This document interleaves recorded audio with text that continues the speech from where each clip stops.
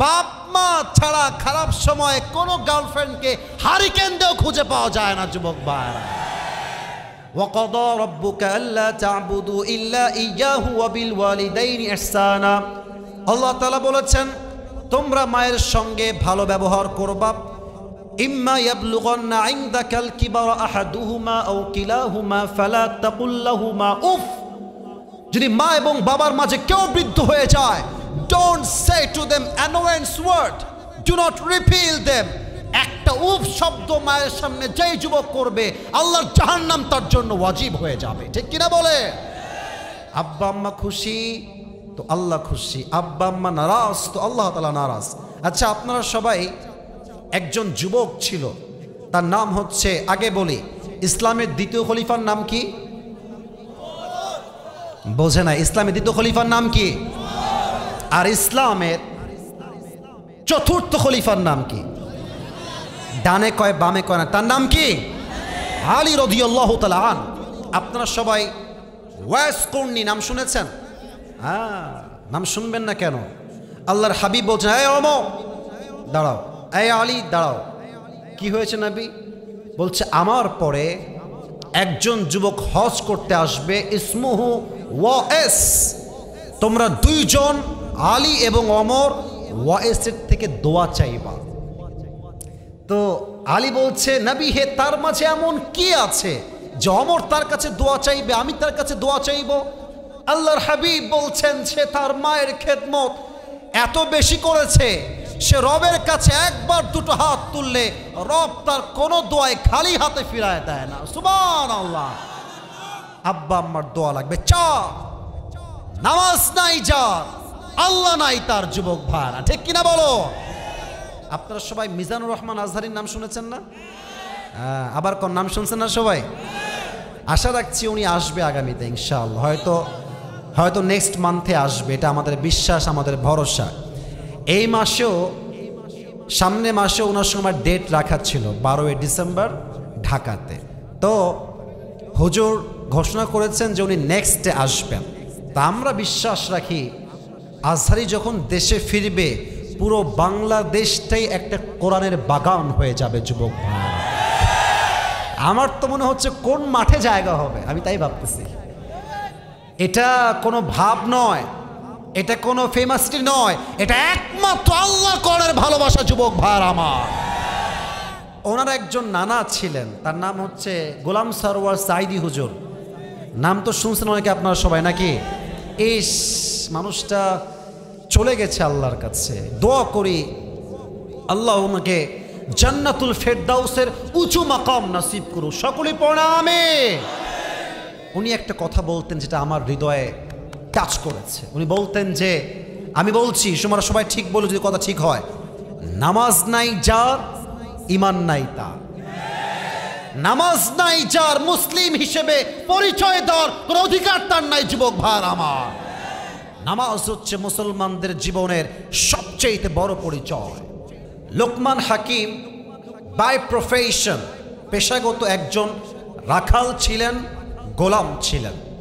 তো একদিন তার মালিকের কাছে একজন যুবক এসে বলছে, লোকমানের মালিক, আপনার আন্ডারে যে যুবকটা কাজ করে ইসমুহু লোকমান, তার নাম হচ্ছে Lokman, but he is not a random person.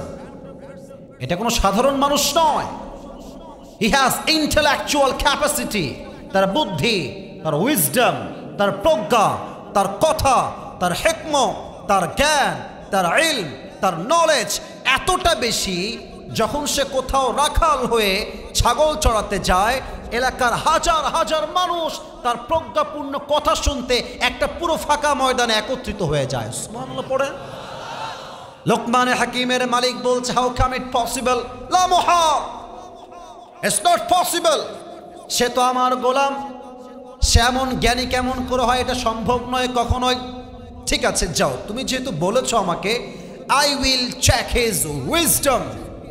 আমি কয়েকদিন পরে তার মেধা কত বেশি, তার ক্যাপাসিটি, তার ক্যাপাবিলিটি, তার বুদ্ধি, তার ইন্টেলেকচুয়াল পাওয়ার কত বেশি আমি চেক করব। 2 দিন পর লোকমান আসছে বাসায়। মালিক বলছে, লোকমান এদিকে আসো, কাম হিয়ার, দাঁড়া, এদিকে আসো। লোকমান বলছে, মালিক কি হয়েছে আপনার? মালিক বলছে, লোকমান তোমাকে একটা কাজ দিতে চাই, কাজটা করতে হবে, করবো তো? বলছে, ইয়েস মালিক, আপনি যা বলবেন আমি তো তাই মানতে বাধ্য, বলেন কি কাজ? বলছে, তুমি এখন যাবা, ইযহাব গো ওয়াদবাশাতান, তুমি একটা ছাগল জবাই করবা, এখান থেকে গিয়ে ছাগলটা জবাই করে ছাগলের মাঝে আখরিজ মিনহা আতয়াবা বুযগাতাইন, সবচাইতে পবিত্র অংশ কেটে নিয়ে আসবা। বলছে, তাই মালিক, ঠিক আছে, I am going to do it, আমি যাচ্ছি করতে। এবার লোকমান চলে গিয়েছে, একটা ছাগল জবাই করেছে, ছাগলের ভেতর থেকে সবচাইতে পবিত্র অংশ কলিজা কেটে নিয়ে আসছে।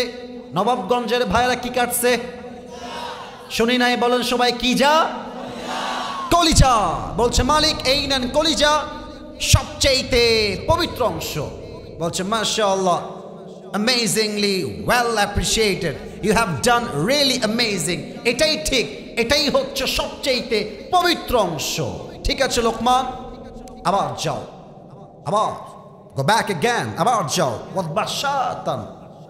এটা কিন্তু খুব গভীর কথা, জাস্ট মজার সুরে শুনলে হবে না। You have to understand the matter I am going to talk about. যা বলছি তা না বুঝলে ওয়াজের 2 পয়সাও লাভ থাকবে না, যুবক ভাইরা, ঠিক কিনা বলো? আবার তুমি যাও, এবার গিয়ে ছাগল জবাই করবা, তবে এবার পবিত্র কোনো অংশ নয়, সবচাইতে নাপাক অংশ কেটে নিয়ে আসবা।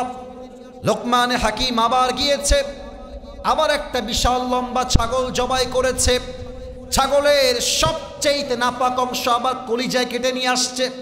এই নেন মালিক, ছাগলের সবচাইতে নাপাক অপবিত্র অংশ। মালিক বলছে, তোমারা দিমাগ ঠিক তো হ্যাঁ? আগে বললাম পবিত্র অংশ নিয়ে আসলে কলিজা, সেকেন্ড টাইম বললাম নাপাক অপবিত্র অংশ, তাও আনলা কলিজা।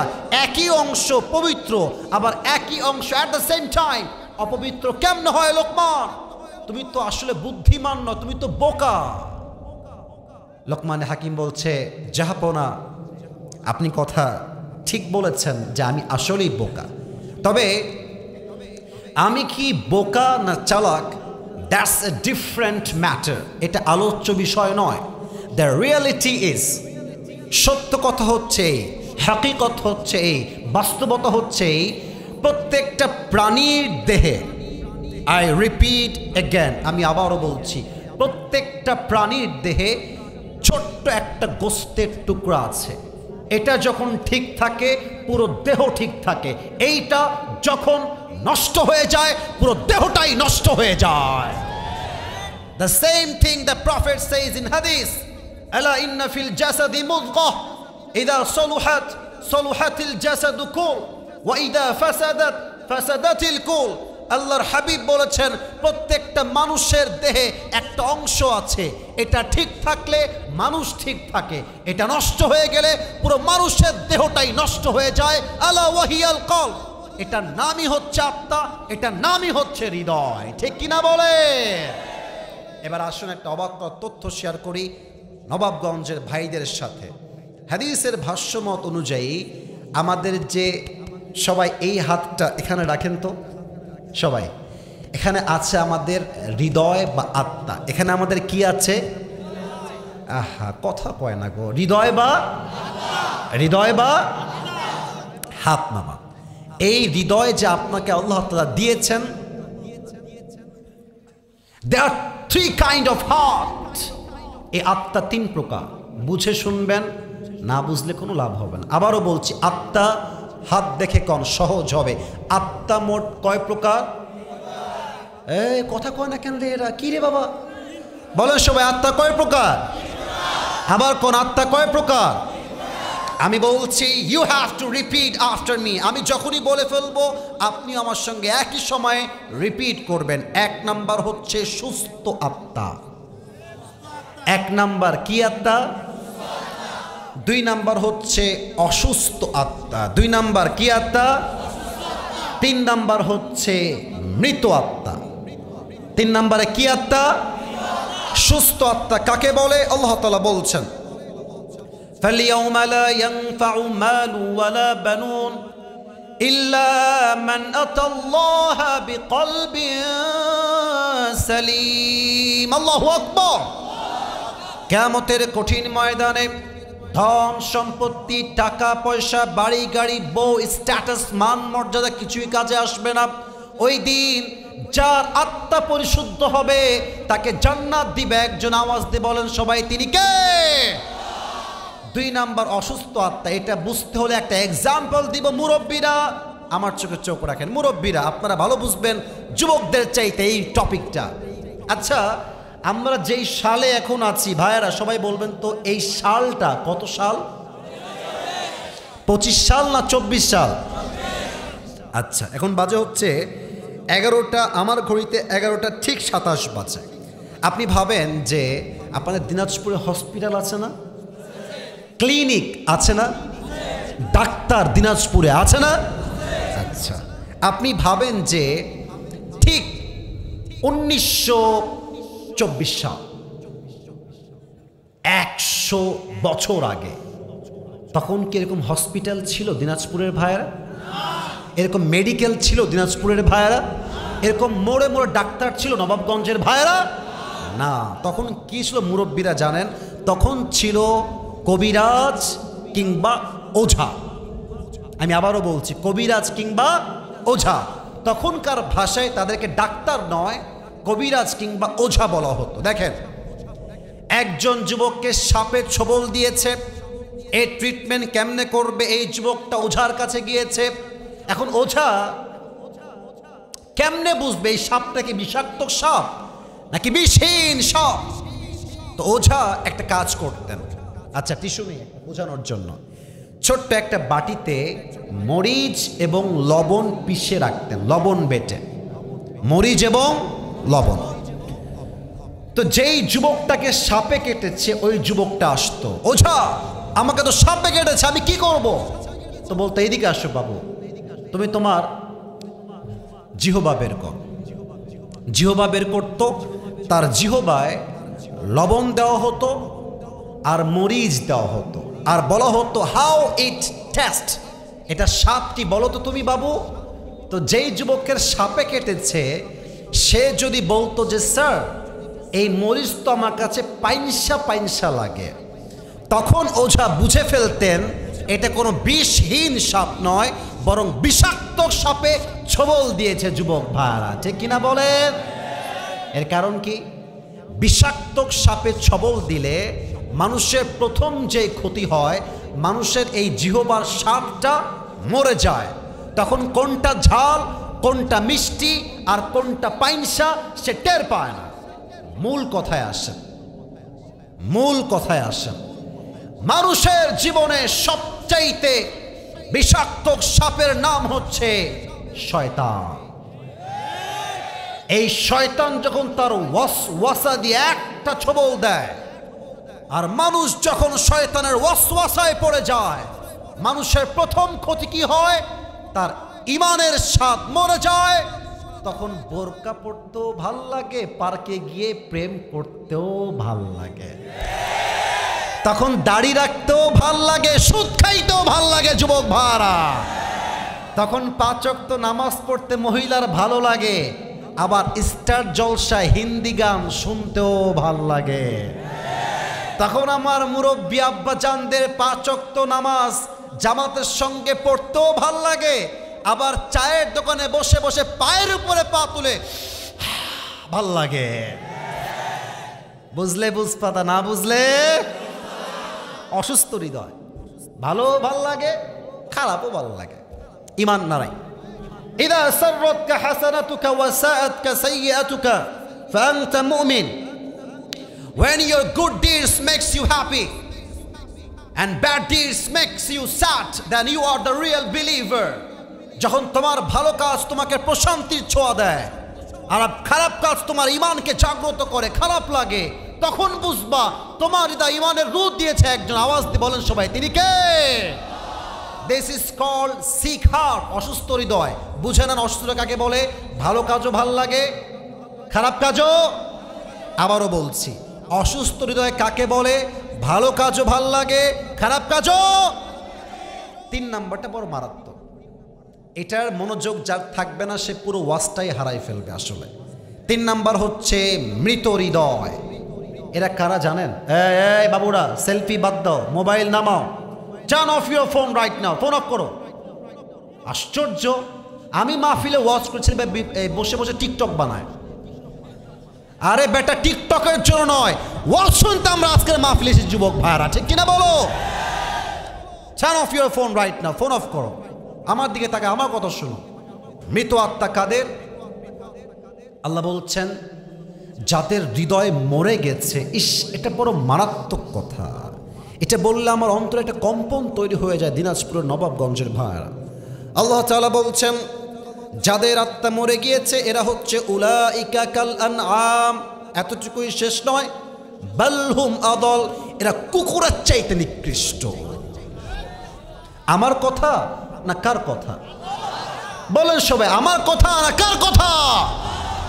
আমি ভাবলাম যে কিরে, আচ্ছা বলেন তো, এই পৃথিবীতে সৃষ্টির সেরা জীব কারা?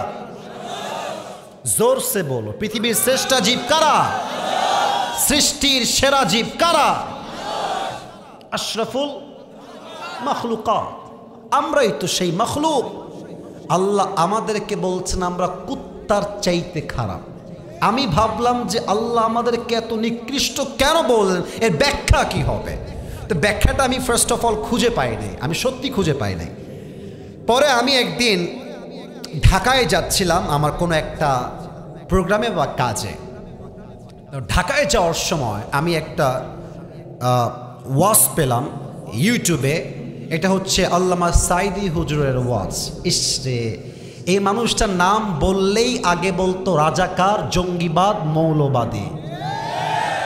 এই একটা মানুষ আল্লাহর জন্য আল্লাহর রাস্তায় শহীদ হয়েছে, বাতিলের সামনে মাথা নত করে নাই যুবক ভাইরা।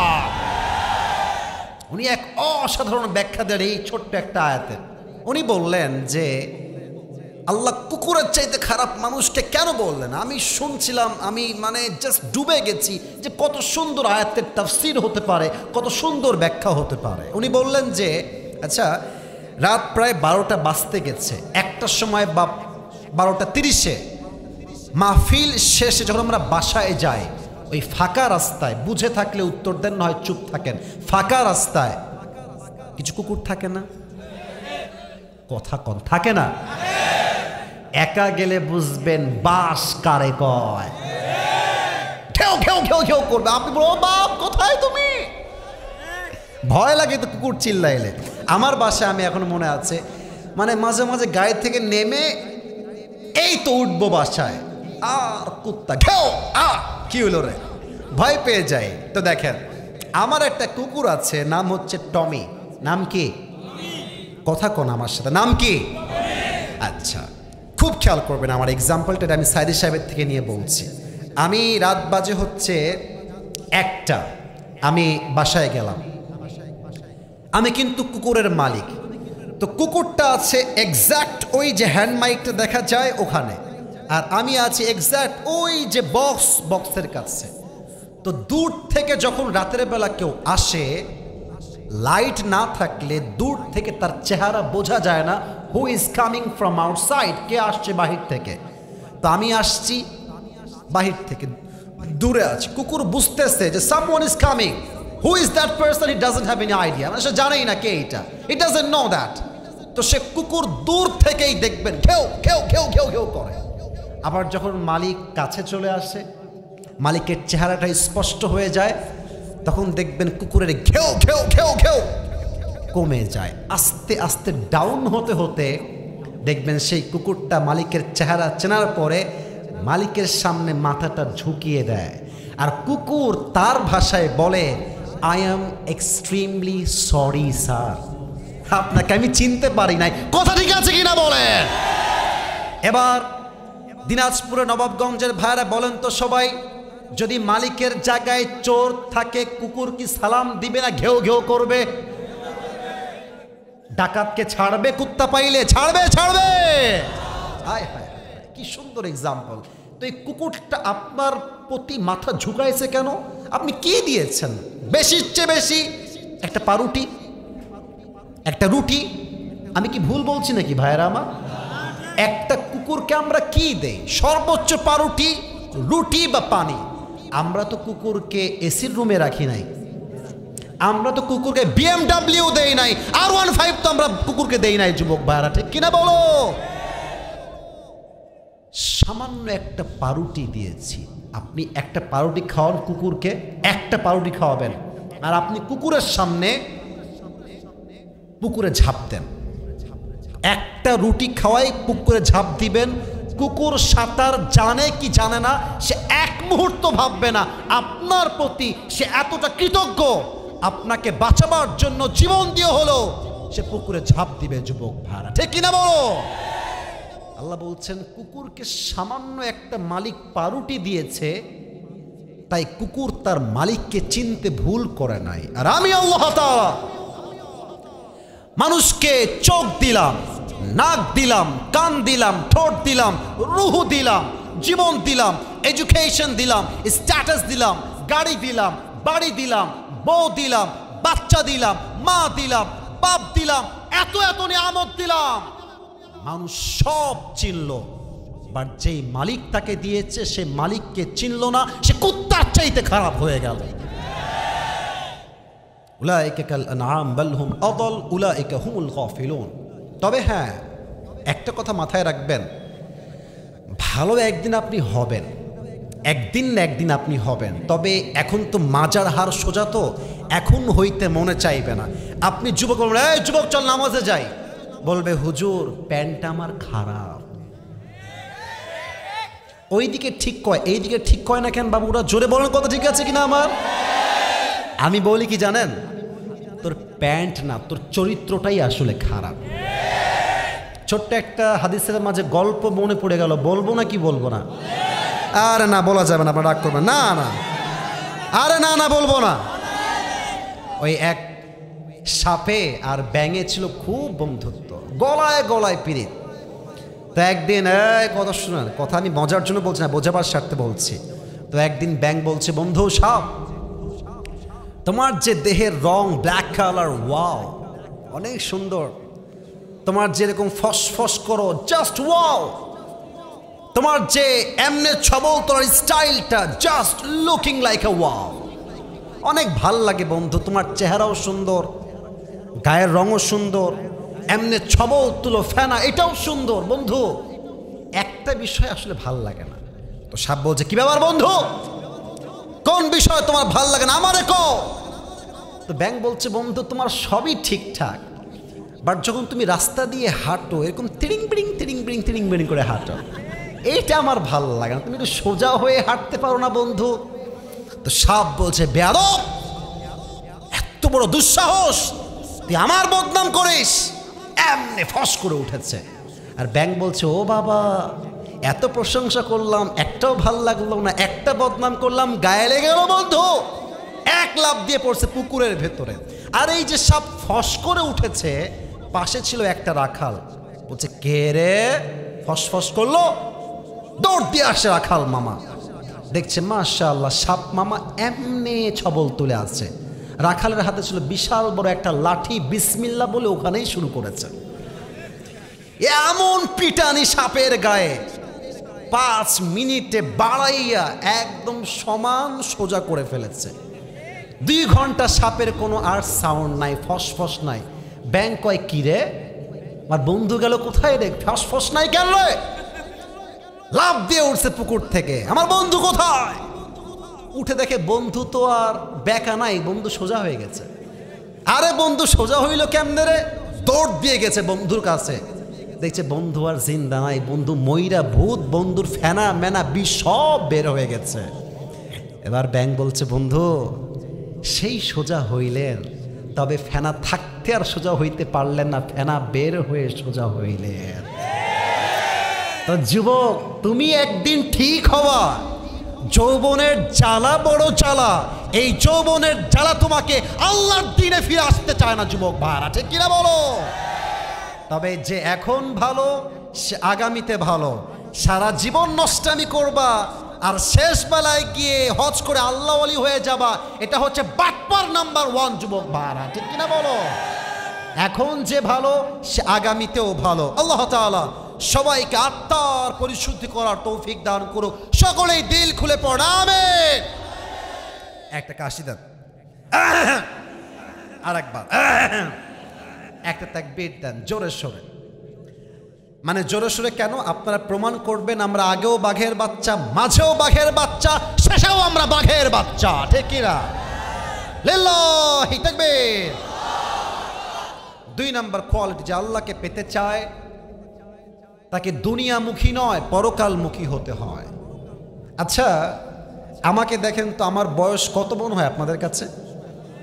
40 করে বদমাইশ কথাকার, 40 এত আমার বুড়া বানায় ফেলছে রে ভাই। না না না, আমার বয়স 30-এর কাছাকাছি, বাট 30 না, বয়স কম আমার।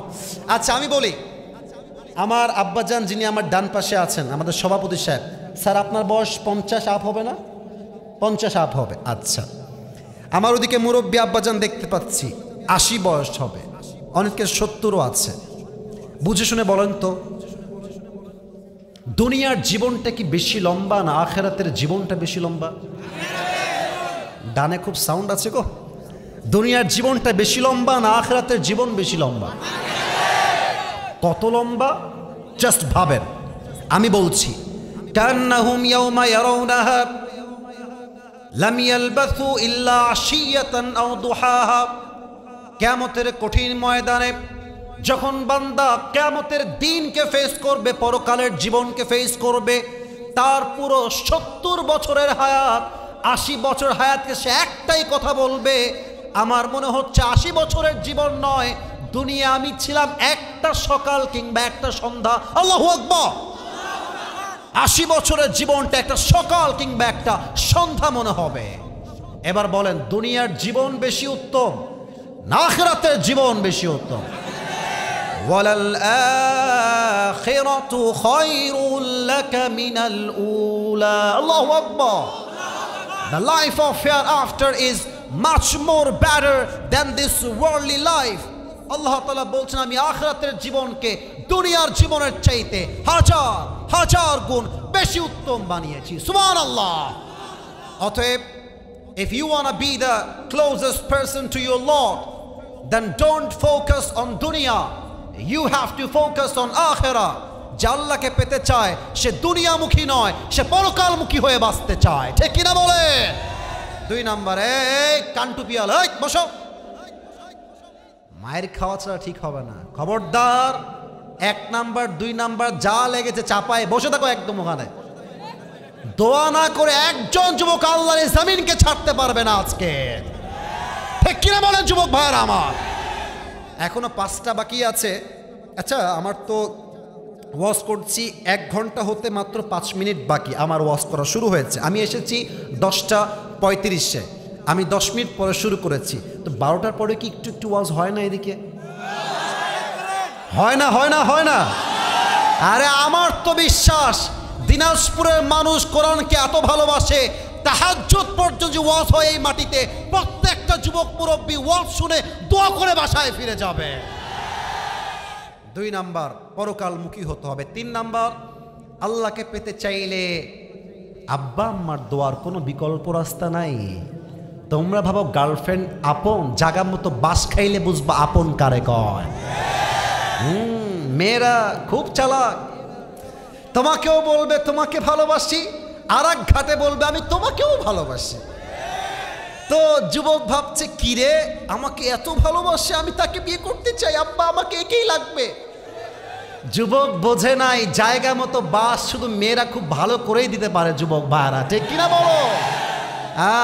আপন মানুষ খারাপ সময়ে বুঝবা, বাপ মা ছাড়া খারাপ সময়ে কোনো গার্লফ্রেন্ডকে হারিকেন দিয়েও খুঁজে পাওয়া যায় না যুবক ভাইরা।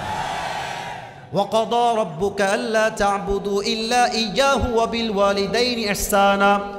আল্লাহ তাআলা বলেছেন তোমরা মায়ের সঙ্গে ভালো ব্যবহার করবা। ইম্মা ইয়াবলুগান্না ইনদাকাল কিবারা আহাদুহুমা আও কিলাহুমা ফালা তাকুল লাহুমা উফ। যদি মা এবং বাবার মাঝে কেউ বৃদ্ধ হয়ে যায়, don't say to them annoyance word, do not repeal them। একটা উফ শব্দ মায়ের সামনে যেই যুবক করবে আল্লাহর জাহান্নাম তার জন্য ওয়াজিব হয়ে যাবে, ঠিক কিনা বলে? আব্বা আম্মা খুশি তো আল্লাহ খুশি, আব্বা আম্মা নারাজ তো আল্লাহ তাআলা নারাজ। আচ্ছা আপনারা সবাই, একজন যুবক ছিল, তার নাম হচ্ছে, আগে বলি ইসলামের দ্বিতীয় খলিফার নাম কি? বোঝে না। ইসলামের দ্বিতীয় খলিফার নাম কি? আর ইসলামের চতুর্থ খলিফার নাম কি? ডানে কয় বামে কয় না, তার নাম কি? আলী রাদিয়াল্লাহু তাআলা আন। আপনারা সবাই ওয়াইস কর্নি নাম শুনেছেন? নাম শুনবেন না কেন? আল্লাহর হাবিব বলছেন, এই ওমর দাঁড়াও, এই আলী দাঁড়াও। কি হয়েছে নবী? বলছে আমার পরে একজন যুবক হজ করতে আসবে, ইসমুহু ওয়াইস। তোমরা দুইজন আলী এবং ওমর ওয়াইসের থেকে দোয়া চাইবা। তো আলী বলছে, নবী হে, তার মাঝে এমন কি আছে যে ওমর তার কাছে দোয়া চাইবে, আমি তার কাছে দোয়া চাইব? আল্লাহর হাবিব বলছেন, সে তার মায়ের খেদমত এত বেশি করেছে, সে রবের কাছে একবার দুটো হাত তুললে রব তার কোনো দোয়ায় খালি হাতে ফিরায় দেয় না। সুবহানাল্লাহ। আব্বা আম্মার দোয়া লাগবে, চা নামাজ নাই যার, আল্লাহ নাই তার যুবক ভাইরা, ঠিক কিনা বলো? আপনারা সবাই মিজানুর রহমান আজহারির নাম শুনেছেন না? আবার কোন নাম শুনছেন না সবাই? আশা রাখছি উনি আসবে আগামীতে ইনশাআল্লাহ, হয়তো নেক্সট মান্থে আসবে, এটা আমাদের বিশ্বাস, আমাদের ভরসা। এই মাসেও, সামনে মাসে ওনার সময় ডেট রাখা ছিল 12ই ডিসেম্বর ঢাকাতে। তো হুজুর ঘোষণা করেছেন যে উনি নেক্সটে আসবেন। তা আমরা বিশ্বাস রাখি আজহারি যখন দেশে ফিরবে পুরো বাংলাদেশটাই একটা কোরআনের বাগান হয়ে যাবে যুবক ভাই। আমার তো মনে হচ্ছে কোন মাঠে জায়গা হবে, আমি তাই ভাবতেছি। এটা কোনো ভাব নয়, এটা কোনো ফেমাসটি নয়, এটা একমাত্র আল্লাহ কোরআনের ভালোবাসা যুবক ভাই আমার। ওনার একজন নানা ছিলেন, তার নাম হচ্ছে গোলাম সরওয়ার সাইদি হুজুর। নাম তো শুনছেন অনেকে আপনারা সবাই নাকি? ইস, মানুষটা চলে গেছে আল্লাহর কাছে। দোয়া করি আল্লাহ ওনাকে জান্নাতুল ফেরদাউসের উঁচু মাকাম নসিব করুক। সকলে পড়া আমিন। উনি একটা কথা বলতেন যেটা আমার হৃদয়ে টাচ করেছে। উনি বলতেন যে, আমি বলছি তোমরা সবাই ঠিক বলো যদি কথা ঠিক হয়, নামাজ নাই যার ঈমান নাই তার। নামাজ নাই যার মুসলিম হিসেবে পরিচয় দেওয়ার কোনো অধিকার তার নাই যুবক ভাই আমার। নামাজ হচ্ছে মুসলমানদের জীবনের সবচেয়ে বড় পরিচয়। ওমর ফারুক রাদিয়াল্লাহু তাআলা আনহুর কাছে একজন যুবক আসছে, তার নাম হচ্ছে আবু লুলু আল মাজুসি। এসেই বলছে, ওমর, আমার যেই মালিক আছে সে প্রত্যেক দিন আমার কাছে 6 দিরহাম করে চার্জ করে। আমার দ্বারা এই 6 দিরহাম দেওয়া ইটস রিয়েলি কোয়াইট টাফ। তুমি কমায় দাও। আমি 6 দিরহাম নয়, প্রত্যেক দিন আমি 2 দিরহাম চার্জ করব। ওমরে ফারুক ডাক দিয়ে বলছে, এই যুবক, তোমার ব্যবসার সোর্স কি, তুমি ইনকাম করো কেমন করে? ওই যুবক ডাক দিয়ে বলছে, ওমর, আমি প্রত্যেক দিন খঞ্জর বানাই, চাকু। চাকুর নাম শুনছেন না আপনারা সবাই? আরবিতে বলা হয় এটাকে খঞ্জর। আমার ডান হাত দেখেন, খঞ্জর দেখতে কেমন আমি দেখাচ্ছি আমার এই ডান হাত দিয়ে। ডানেও চাকু, আমার হাত দেখা যায় কিনা দেখেন, ডানেও চাকু বামেও চাকু, মাকবাদাতুহু ফি ওয়াসাতি, হ্যান্ডেলটা হচ্ছে মাঝখানে। This is called in Arabic খঞ্জর। বাংলায় আমরা বলি চাকু। বলছে তাই তুমি চাকু বানাও, খঞ্জর বানাও, তোমার ইনকাম তো অনেক বেশি। হে যুবক, তোমার তো 6 দিরহাম নয়, you should be charged at least 10 দিরহাম। তোমার তো 10 দিরহাম চার্জ হওয়ার কথা। ওই যুবক এই কথা শুনে রেগে মেগে ফায়ার, ওমর, এত বড় সাহস তোমার! সবাই যেহেতু কাফের, তাই তুমি আমাদের বেলায় হয়েছো গরম, আর যারা মুসলমান তুমি তাদের বেলায় হয়েছে নরম, তাই না ওমর? তোমার বিচার আমি একাই করব, যাও। হুমকি দিয়ে বের হয়ে গেছে। এবার সারা রাত মিলে ওমরকে হত্যা করবার জন্য নবাবগঞ্জের ভাইয়েরা বিশাল লম্বা একটা খঞ্জর বানিয়েছে। Just he want to kill the Omar Farooq রাদিয়াল্লাহু তাআলা আনহু, দ্য সেকেন্ড খলিফা অফ ইসলাম। বিশাল লম্বা একটা খঞ্জর বানিয়েছে। তো শীতকালে আমরা কি মুড়ি দেই? এটা কথা না বললে বুঝি কেমনে? এটার নাম কি? চাদর। পাকিস্তানি শালও বলা হয় এইটাকে। তো দেখেন, আমার হাত দেখবেন, আমার পেট দেখবেন, হাত আর পেট। কেউ মাইক বা আমার চেহারা দেখবেন না। হাদিসটাকে আমি প্র্যাকটিক্যালি রিপ্রেজেন্ট করতে চাচ্ছি। হাত দেখেন, হাতের চাকুটা এইভাবে নিয়ে পেটের ডান দিকে একটা খাপ আছে, খাপ এখানে রেখেছে। আপনারা গুগলে সার্চ করবেন সুলতান কাবুস লিখে, একটা ছবি আসবে, দেখবেন তাদের ঠিক পেটের ডান দিকে থাকে খঞ্জর, খাপে থাকে, এইটা যুদ্ধের সময় কাজে লাগে। তো এই খঞ্জরটাকে সে এখানে খাপে ঢুকিয়েছে privately, it's private not public, ঢেকে রেখেছে। আর যেহেতু সে একজন কাফের, by profession he is not a Muslim, তার কোনো কাজই মুসলমানের নয়, সে মুনাফিক।